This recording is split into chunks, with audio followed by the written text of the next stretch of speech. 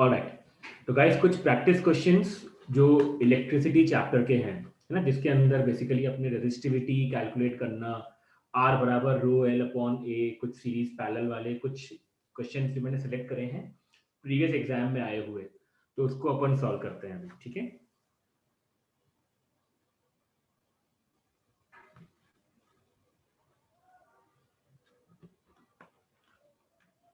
Alright, देखो question number 1 आपसे कह रहा है कि एक सिलेंड्रिकल कंडक्टर है, उसकी लेंथ L है और उसका uniform cross section area A है और रेजिस्टेंस R है। दूसरा कंडक्टर है, उसकी लेंथ 2L है, रेजिस्टेंस R है, सेम मटेरियल है, तो उसका क्रॉस सेक्शन एरिया क्या होगा। क्वेश्चन ने आपसे ये पूछा है गाइस, है ना। एक बार आप लोग फटाफट से ट्राई करो सब लोग।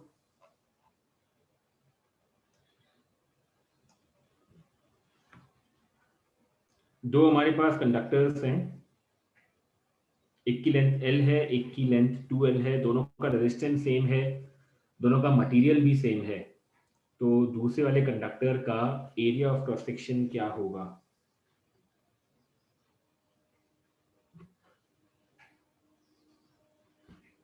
देखो हमने रेजिस्टेंस का फॉर्मूला गाइस लिखा हुआ है, ये होता है R equals to rho L upon A, ये अपन सबने देख रखा है। दोनों वायर्स के लिए गाइस मटेरियल सेम है, लेंथ डबल है, रेजिस्टेंस भी सेम है, तो आपको बताना है कि एरिया क्या होगा। किसी का आया क्या आंसर, देखो।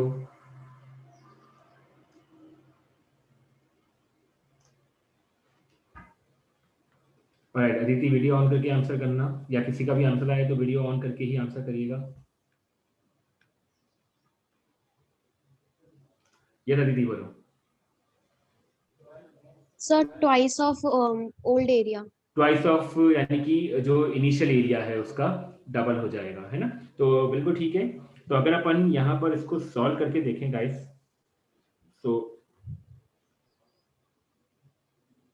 आर पहले वाले पार्ट में रेजिस्टिविटी रो है, एल है और क्रॉस सेक्शन एरिया ए है, और जो दूसरा वाला रेजिस्टेंस है मान लो कि वो आर डैश है, रेजिस्टिविटी रो है, लेंथ 2L है और एरिया अज्यूम कर लेते हैं कि ए डैश है, ठीक है।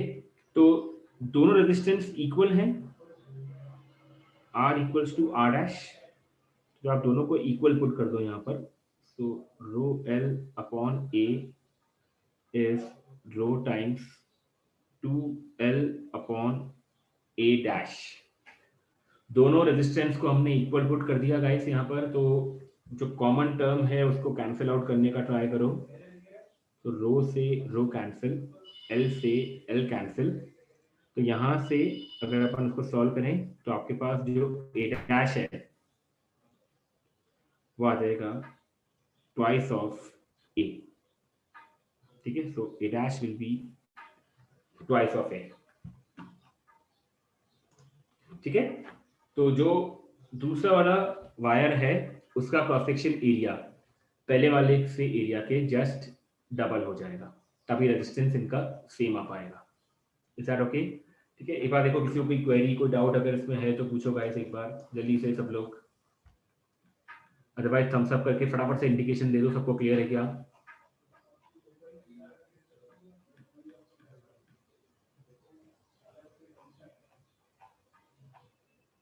7 जनों के थम्स अप आए हैं।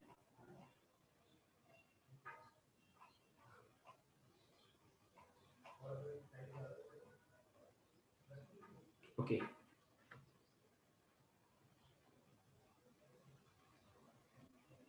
देखो नेक्स्ट प्रॉब्लम, दो आइडेंटिकल रेजिस्टर्स हैं 12 ओम के, each are connected to a battery of 3 volt. Calculate the ratio of the power consumed by the resulting combination with minimum resistance and maximum resistance. ये अपन पहले भी कर चुके हैं, एक और बार कर रहे हैं अपन, आराम से ट्राई करो उसको कि मैक्सिमम रेजिस्टेंस कब आता है और मिनिमम रेजिस्टेंस कब आता है, तो इनका रेशियो कितना होगा। ये अपन पहले कर चुके हैं गाइस एक बार। आराम से देखो एक बार क्या होगा। किसी का आंसर आ जाए तो हैंड रेज कर देना।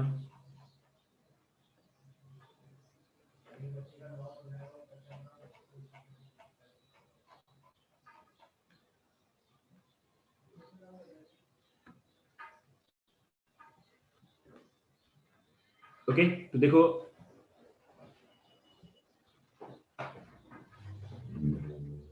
अदिति, आराध्या, आराध्या वीडियो ऑन करो एक बार। आराध्या वीडियो ऑन करके ट्राई करो। यस आराध्या बोलो। So when we connect both the resistors in series, then the ratio is maximum. And when we connect both the ratio resistors या फिर in resistance? parallel combination, the resistance. Resistance. जब अपन series में connect करेंगे तो Yes. Resistance maximum होगा, और अपन जब parallel में Maximum कनेक्ट करेंगे and तो रेजिस्टेंस आपका मिनिमम हो जाएगा, minimum. है ना। तो अगर अपन सबसे पहले इसमें मैक्सिमम रेजिस्टेंस निकालें, है ना, तो मैक्सिमम रेजिस्टेंस जो आएगा वो होगा इन दोनों का एडिशन। तो 12 ओम प्लस 12 ओम ये हो जाएगा आपका 24 ओम, ठीक है। और अगर अपन इसका मिनिमम रेजिस्टेंस निकालें, ठीक है, तो पैरेलल के अंदर गाइस फॉर्मूला होता है R1 R2 upon R1 plus R2 parallel resistance का, है ना। तो ये हो जाएगा आपका 12 इंटू 12 अपॉन 12 प्लस 12, तो गाइस ये मिलाकर के होगा 6 ओम, ठीक है। तो अपने पास R मैक्स आ गया, R मिनिमम आ गया अपने पास। अब अपन निकाल लेते हैं पार P1 R मैक्स के कॉरस्पॉन्डिंग, कि मैक्सिमम रेजिस्टेंस जो है उसके कॉरस्पॉन्डिंग पार कितनी आएगी। तो ये हो जाएगा आपका v square upon 24। Similarly minimum resistance के कॉरस्पॉन्डिंग जो पार आएगी वो हो जाएगा v स्क्वायर अपॉन 6, ठीक है। और अब मेरे को गाइस इनका रेशियो लेना है, तो P1 अपॉन P2, ठीक है। जब आप इसका रेशियो लोगे तो P1 अपॉन P2, तो रेशियो आ जाएगा इसका सॉल्व करके 6 अपॉन 24 विच इज 1:4। तो इनके पावर का जो रेशियो आएगा गाइस वो आएगा आपका 1:4। Is that okay? सबको क्लियर है? आराम से देख लो एक बार। दोनों केस में वोल्टेज की वैल्यू बिल्कुल सेम थी, बस रेजिस्टेंस के हिसाब से अपन को यहाँ पर पावर कैलकुलेट करनी थी। देखो एक बार सबको क्लियर है क्या? थम्स अप करके फटाफट से इंडिकेशन दे दिया करो। और किसी को कोई डाउट अगर है तो हैंड रेस वाला करना, किसी को कोई भी डाउट अगर है तो। ऑलराइट, ठीक है।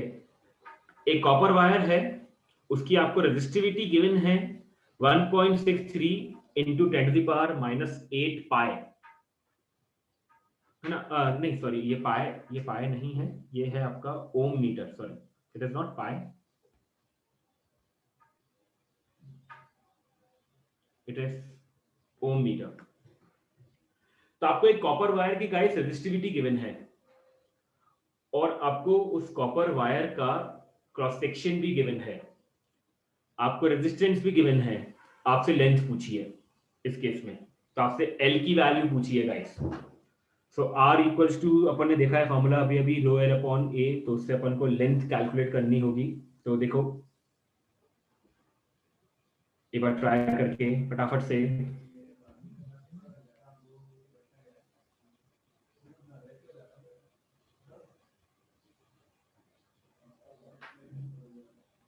किसी का आंसर आ जाए तो हैंड रेज कर देना।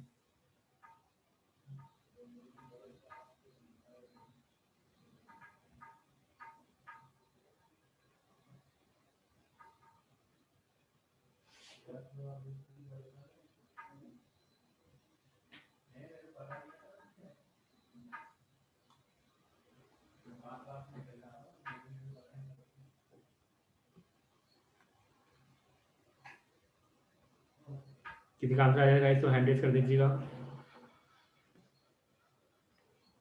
मुझे रेजिस्टिविटी गिवन है, मेरे को क्रॉस सेक्शन एरिया गिवन है, मेरे को रेजिस्टेंस गिवन है, मुझे सिंपल लेंथ फाइंड करनी होगी इस केस में। तो यहां से अपने पास आर का जो फॉर्मूला है वो है rho L by A. Alright, so Aditi video on करके बताना। तो यहां से अदिति आपने एल के लिए पहले फॉर्मूला लिख दिया होगा, तो एल का फॉर्मूला क्या हो जाएगा? सर एल का फॉर्मूला हो जाएगा RA upon resistivity. R A upon resistivity, बिल्कुल सही है। तो बस अब अपन सब्स्टिट्यूट करें वैल्यूज को। तो आर की वैल्यू 20 और एरिया की वैल्यू 10.3 इंटू 10⁻⁴ सेंटीमीटर स्क्वायर में है। डिवाइड बाय तो करेंगे। अपन को उसको मीटर स्क्वायर में कन्वर्ट करने के लिए 10⁻⁴ से मल्टीप्लाई करना पड़ेगा वापस, हाँ हाँ है ना? Yes, upon resistivity. तो ये वैल्यू है 1.63 इंटू 10⁻⁸। गाइस ध्यान रखना, एरिया आपको सेंटीमीटर स्क्वायर में गिवन है, तो you have to convert it into SI unit, that is metre square में। ठीक है, अब अपने पास गौर से देखो, ऊपर आ रहा है 10⁻⁴ इंटू 10⁻⁴। ठीक है, तो अगर अपन इसको गाइस थोड़ा सा रीअरेंज करने का ट्राई करें, तो ऊपर वाली टर्म में आ रहा है 20 इंटू 10.3 अपॉन 1.63, 10⁻⁴, 10⁻⁴ मिलाकर के हो जाएगा 10⁻⁸, और अपॉन में भी चल रहा है 10⁻⁸। तो ये दोनों टर्म कैंसिल। ओके, अब 20 इंटू 10.3 अपॉन 1.63। ठीक है, अब जब आप इसको सॉल्व करोगे गाइस, तो अल्टीमेटली जो आपका आंसर आएगा वो हो जाएगा 126.38 मीटर्स। ठीक है, तो मेरा एम यहाँ पर सिर्फ इतना सा है कि आप फॉर्मूला अप्लाई करना सीखो और किस तरह से कैलकुलेशन करनी है गाइस, वो आपको ध्यान रखना रहेगा इस केस में। ठीक है, एक बार फटाफट से देखो, कोई डाउट किसी का अगर है तो पूछो, अदरवाइज थम्स अप कर दो।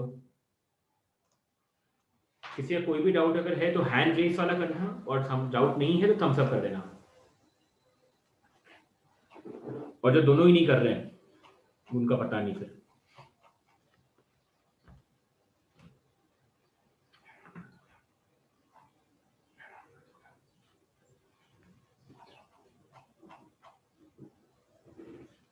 ये स्क्रीन हिल रही है इसकी वजह से। आप बैठा तो संदीप सर ने साफ मना कर दिया, मैंने बैठाऊंगा। ऑलराइट, देखो next problem. You have two electric lamps having rating 40 watt 220 volt and 60 watt 220 volt. पहले आपको ये बताना है कि which of the two has higher resistance. इन दोनों बल्ब में से किसका रेजिस्टेंस ज्यादा है, और अगर अपन इन दोनों को कनेक्ट कर दें 220 वोल्ट से, तो ज्यादा ग्लो कौन करेगा? ठीक है, आराम से एक बार इस क्वेश्चन को देखो, सोचो और ट्राई करो।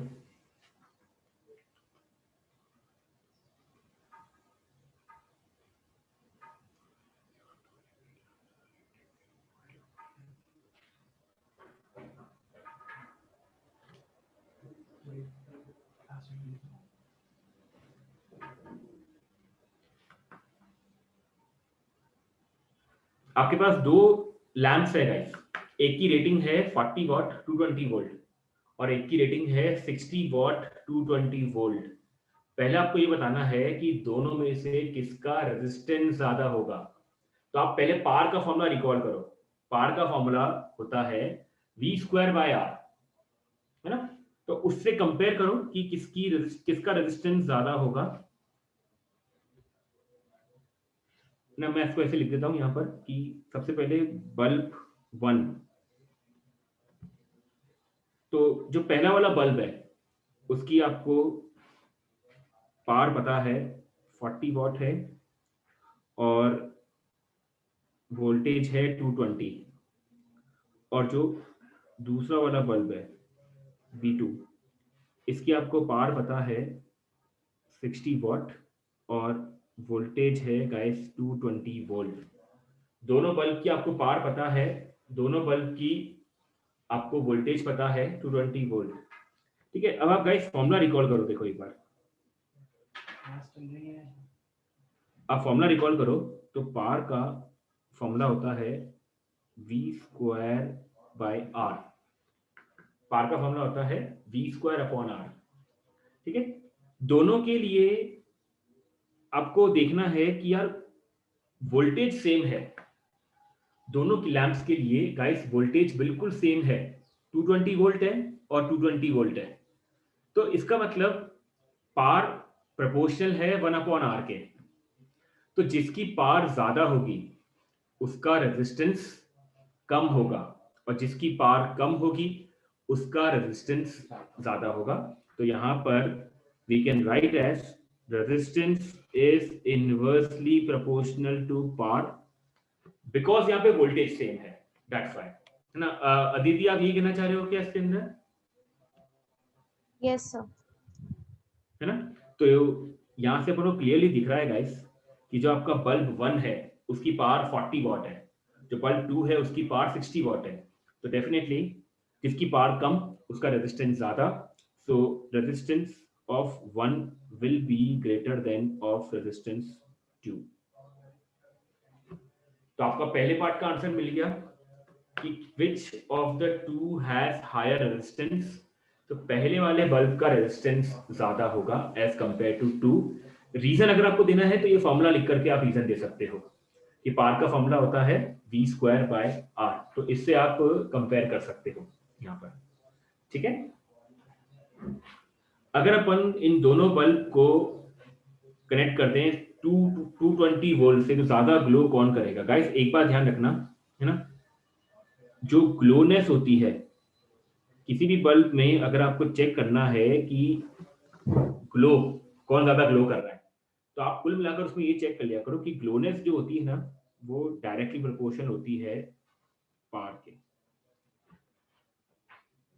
जितनी ज्यादा पावर उसमें, जितनी पावर वो कंज्यूम कर रहा है उतना ज्यादा वो ग्लो करेगा। ठीक है, so glowness is proportional to power. इस चीज को अच्छे से ध्यान रख लेना सब लोग। ठीक है, तो अब दोनों बल्ब्स को मैंने गाइस 220 वोल्ट से कनेक्ट कर रखा है तो वोल्टेज तो सेम है। ठीक है, तो अगर वोल्टेज सेम है तो वो अपनी मैक्सिमम पावर कंज्यूम करेंगे। 220 वोल्ट पे अगर वो 40 वॉट कंज्यूम कर रहा है तो 220 वोल्ट अप्लाई करने पर वो 40 वॉट ही कंज्यूम करेगा। तो इन दोनों बल्ब में से ज्यादा पावर किसकी है? 60 वॉट वाले की। तो डेफिनेटली जो यहाँ पर ग्लो करेगा, जो यहाँ पर सबसे ज्यादा ग्लो करेगा वो 60 वॉट वाला बल्ब ज्यादा ग्लो करेगा। ठीक है, so therefore 60 what lamp will glow brighter। ठीक है, 60 वॉट वाला जो लैंप है वो ज्यादा ग्लो करेगा गाइस। आई होप सबको क्लियर हो गया क्या ये वाला? देखो एक बार, जितनी ज्यादा पावर होगी उतना ज्यादा ग्लोनेस होगी उसके अंदर। ठीक है, ये बात कॉन्सेप्ट ध्यान रखना सब लोग। सबको क्लियर है?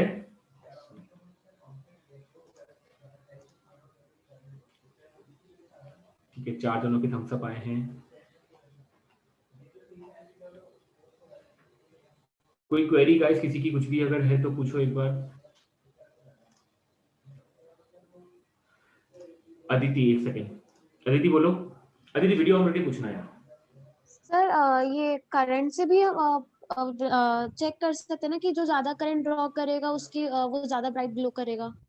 यार अदिति करंट से अपन ग्लो नहीं, करंट से अपन नहीं देख पाएंगे यार यहाँ पर।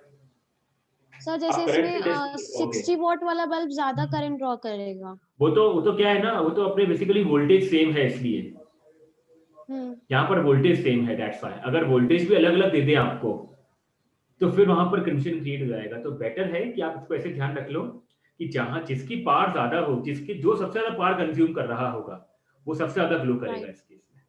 ठीक है, Okay, sir. Alright. Okay, how many 176 ohm resistors in parallel are required to carry 5 ampere on a 220 volt line? Guys, अगर मेरे को 5 एम्पियर करंट चाहिए 220 वोल्ट अप्लाई करने पर, तो मैं कितने 176 ओम के रेजिस्टेंस पैरेलल में कनेक्ट करूं? तो आपको मेरे को वो संख्या बतानी है, कितने नंबर्स होने चाहिए 176 ओम रेजिस्टर्स के, जिससे कि 220 वोल्ट अप्लाई करने पर मेरे को 5 एम्पियर करंट मिले, है ना? ट्राई करो उसको।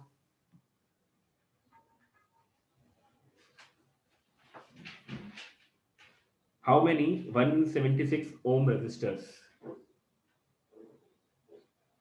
सोचो एक बार, ट्राई करो अच्छी तरीके से।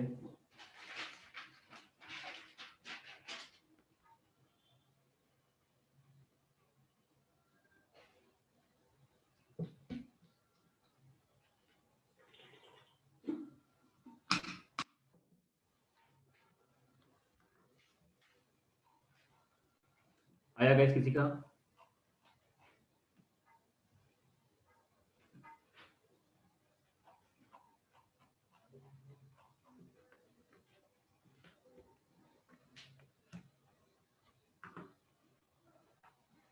किसी का भी नहीं आया अभी तक? अंश का 2, अदिति का 4,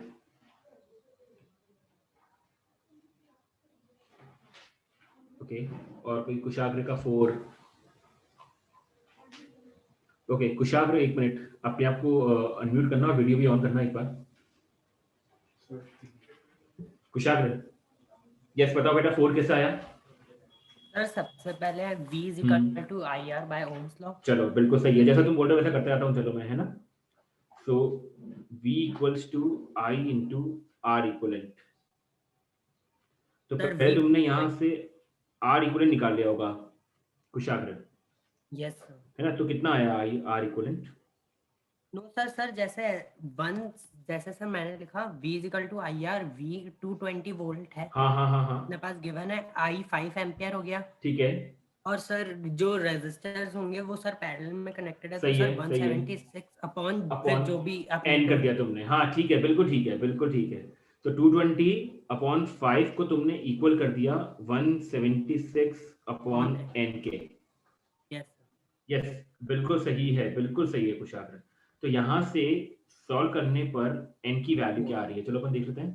तो 5 से ये कैंसिल आउट हो जाएगा 44, तो आपका एन आ जाएगा 176 अपॉन 44 विच इज 4। ठीक है, तो नंबर ऑफ रजिस्टर्स जो निकल करके आए हैं वो निकल करके आए हैं 4। ठीक है, तो इसका मतलब 4 रेजिस्टेंस चाहिए होंगे हमें 176 ओम के, जो पैरेलल में कनेक्ट कर सके। ऑलराइट, ठीक है, okay Kushal, thank you. Alright, अब देखो नेक्स्ट प्रॉब्लम।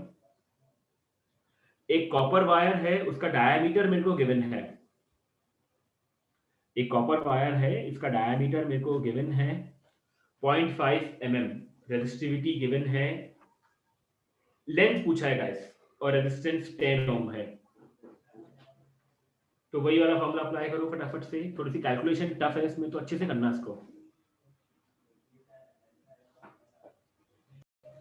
ऑलराइट, तो देखो हमें पता है गाइस फॉर्मूला कि आर का फॉर्मूला क्या होता है। आर होता है रो एल अपॉन ए, ठीक है। तो यहां से अगर मेरे को एल फाइंड करना है, तो पहले आप एल के लिए फॉर्मूला रीअरेंज कर लो, तो क्या हो जाएगा R into A upon rho. Now R area हो जाता है pi R square upon rho, है ना, pi R square upon rho. Question में आपको डायमीटर गिवन है गाइस, तो रेडियस जो होता है वो डायमीटर का हाफ होता है। तो इसको देखो मैं ऐसे लिख सकता हूं क्या, L equals to R upon rho into pi into radius को मैं लिख दूं b बाय 2 का स्क्वायर, ऐसा लिख सकते हैं गाइस अपन। रेडियस जो होता है वो डायमीटर का हाफ होता है, तो d बाय 2 का स्क्वायर। तो अगर अपन कंप्लीट फॉर्मूला रीअरेंज कर लें गाइस, तो देखो याद आएगा आपका पाई r d स्क्वायर अपॉन 4 रो, है ना। तो अदिति आपका आंसर ठीक आ रहा है, बिल्कुल ऑलमोस्ट ठीक है। सो पाई r d स्क्वायर अपॉन रो, तो देखो आपको पाई की वैल्यू 3.14, r की वैल्यू 10, डायमीटर कितना गिवन है गाइस 0.5 mm, तो 0.5 इंटू 10 टू द पावर -3 का whole square upon 4 into rho है 1.6 इंटू 10 टू द पावर -8। ठीक है, अब इस आसान सी कैलकुलेशन को गाइस अपन को सॉल्व करना है। ठीक है, तो इसको सॉल्व करके आपके पास जो लेंथ निकल करके आएगा वो निकल करके आता है अप्रोक्सीमेटली 122.7 मीटर्स। ठीक है, तो कैलकुलेशन वाला पार्ट आपको करना है अच्छे तरीके से। ओके, बस आपको मैंने फॉर्मूला रीअरेंज करना सिखाया है गाइस, इसमें किस तरह से आपको फॉर्मूलाज रीअरेंज करना रहेगा और इस तरह से फाइंड आउट करना रहेगा आर की जो वैल्यू है, सॉरी लेंथ की जो वैल्यू है इस केस में। देखो कोई कंफ्यूजन किसी को कुछ भी?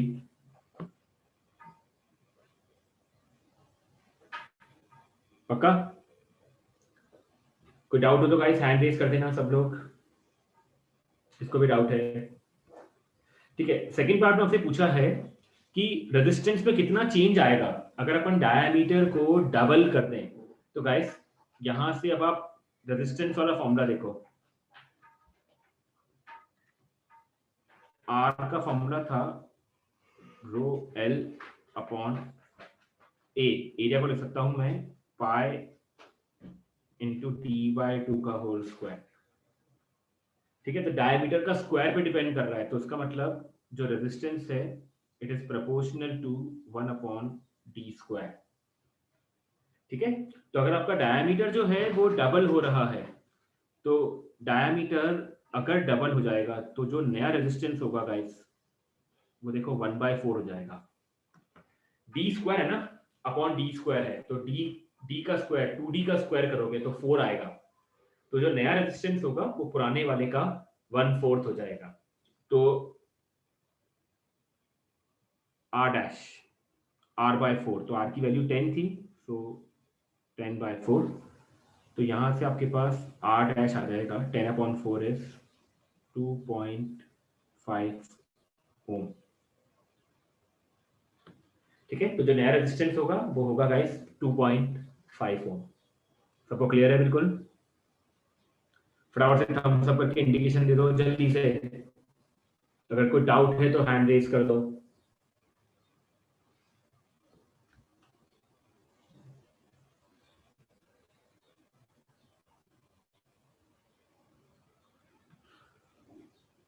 ऑलराइट गाइस, ठीक है ठीक है, तो बस इतनी क्वेश्चन थे अपने पास आज के। ठीक है, तो आई होप गाइस सबको ये क्वेश्चन सारे क्लियर हो गए होंगे। इसके अलावा भी किसी के पास और कोई डाउट आता है तो अगर ऑनलाइन मोड में पूछा जाता है तो मेरे को कॉल करके एक बार पूछ लें। ठीक है, और या फिर यहाँ पर ऑफलाइन आना चाहता है तो कैंपस में आकर के अपना डाउट डिस्कस कर सकते हैं। ठीक है, alright guys, okay okay, thank you so much.